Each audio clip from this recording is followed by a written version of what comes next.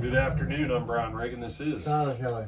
and welcome you to the midday meditation. Today we're in Jeremiah 21, 8 through 14. Tyler. Now you shall say to this people, Thus says the Lord, Behold, I set before you the way of life and the way of death.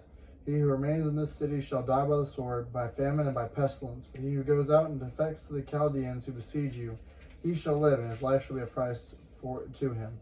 For I have set my face against this city for adversity and not for good, says the Lord. It shall be given into the hand of the king of Babylon, and he shall burn it with fire.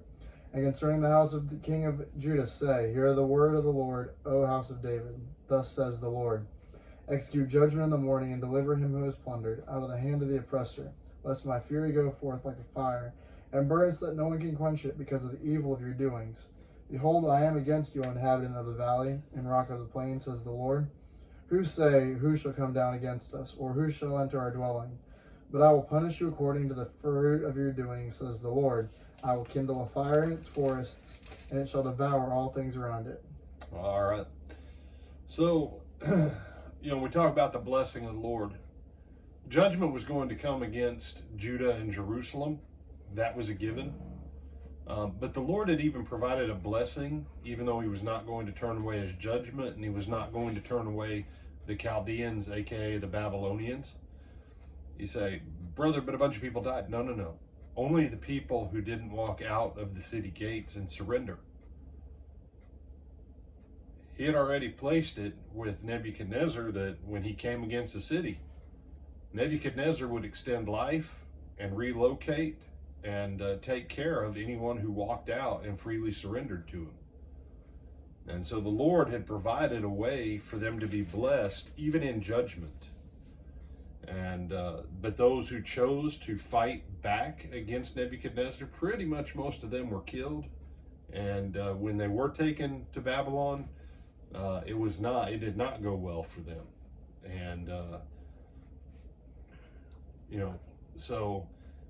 then he goes on ahead and he gives a final word of judgment where the house of David is concerned. And this is true for any leader.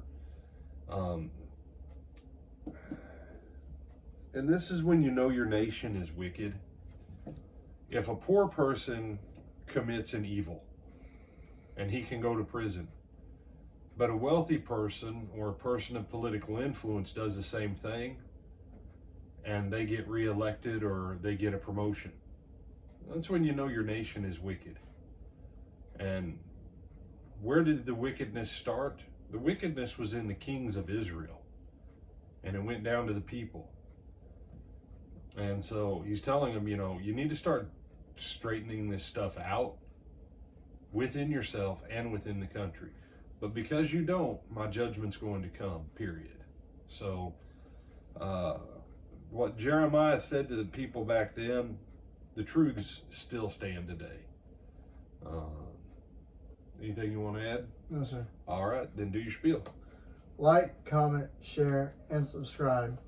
And don't forget to come back this evening at 8 o'clock for our Twilight Talk on 1 Thessalonians or 2 Thessalonians? Still 1 Thess. 1 Thessalonians. Until then.